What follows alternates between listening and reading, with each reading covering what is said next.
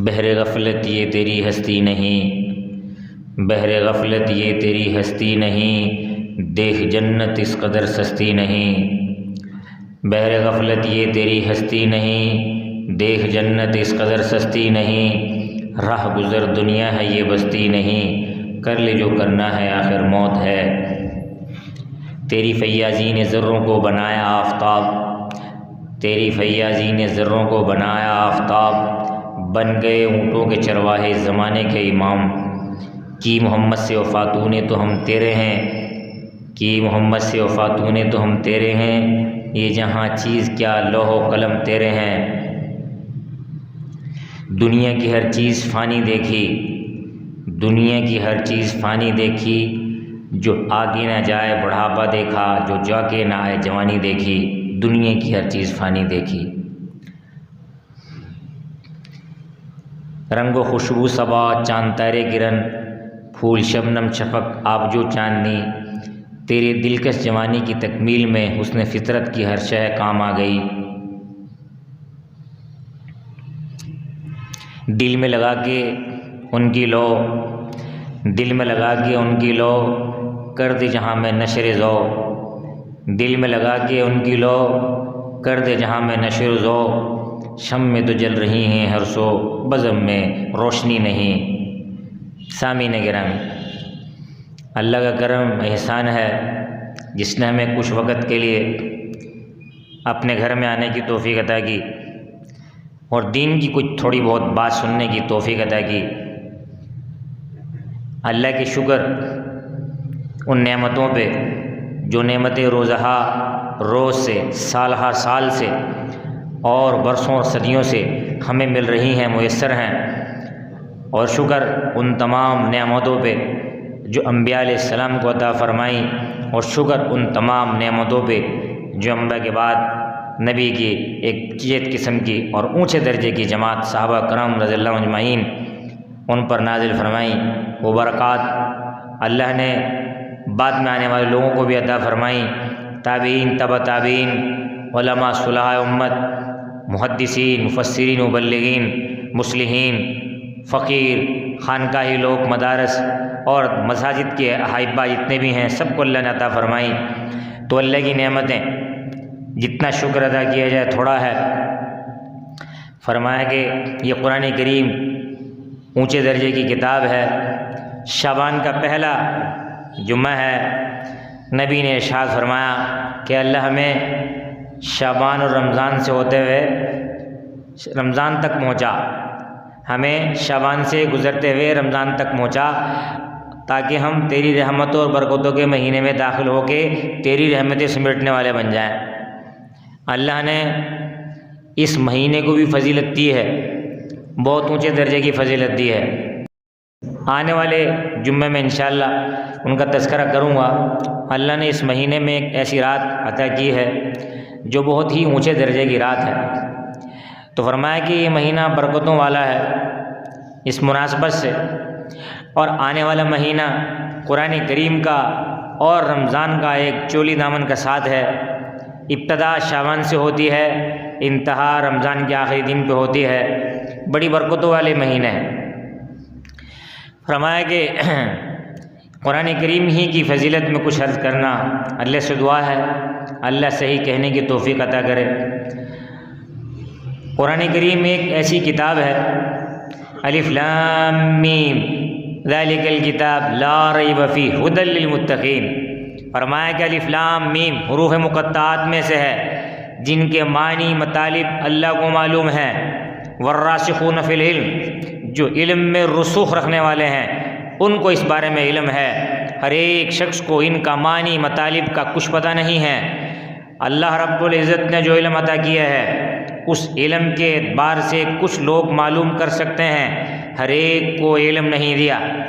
فرمایا کہ علم کے خزانے اللہ کے ہاتھ میں ہیں، اور دنیا کی ہر چیز کے خزانے اللہ کے ہاتھ میں ہیں، اور ایسے ہی رزق کے خزانے اللہ کے ہاتھ میں ہیں، صحت سلامتی کے خزانے اللہ کے ہاتھ میں ہیں۔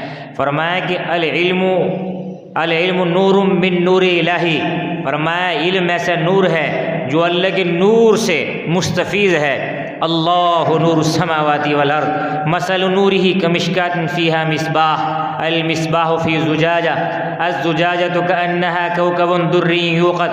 فرمایا کہ یہ ساری کی ساری صفت اللہ نے علم کی فرمائی اور اللہ ہی کی صفت چل رہی ہے. اللہ کے ایک نور ہے، اللہ ایک ایسا نور ہے کسی کو نظر نہیں آ رہا، ہر طرف اس کے نور کی پرچھائیاں پھیلی ہوئی ہیں، اس کی رحمت کے دریا ہر طرف ہیں، 400 پورے عالم میں اللہ کی رحمت کے اور نور کی چادر پھیلی ہوئی ہے. فرمایا کہ علم قرآن کریم اللہ کا علم ہے، اللہ کی کلام ہے، یہ علم اللہ ہی کا ہے. فرمایا کہ اللہ کے نبی کیا کہہ رہا ہے؟ لوگ کہتے تھے کہ اے نبی تو اپنی طرف سے قرآن کریم گھڑ کے لے آیا. اللہ کہہ رہا ہے کہ نہیں نہیں، یہ کلام میرا ہے. اس کا بھی نہیں ہے. کس کا کلام ہے؟ میرا ہے. اللہ کہہ رہا ہے، فرمایا کہ یہ میرا کلام ہے اور نبی اپنی طرف سے گھڑ ہی نہیں سکتا، نبی اپنی طرف سے کچھ بنا ہی نہیں سکتا، اور نبی تو جو میں کہتا ہوں وہی کہتا ہے، اس کے علاوہ کچھ کہہ ہی نہیں سکتا. وَالنَّجْمِ إِذَا هَوَىٰ مَا ضَلَّ صَاحِبُكُمْ وَمَا غَوَىٰ وَمَا يَنطِقُ عَنِ الْهَوَىٰ إِنْ هُوَ إِلَّا وَحْيٌ يُوحَىٰ عَلَّمَهُ شَدِيدُ الْقُوَىٰ ذُو مِرَّةٍ فَاسْتَوَىٰ وَهُوَ بِالْأُفُقِ الْأَعْلَىٰ.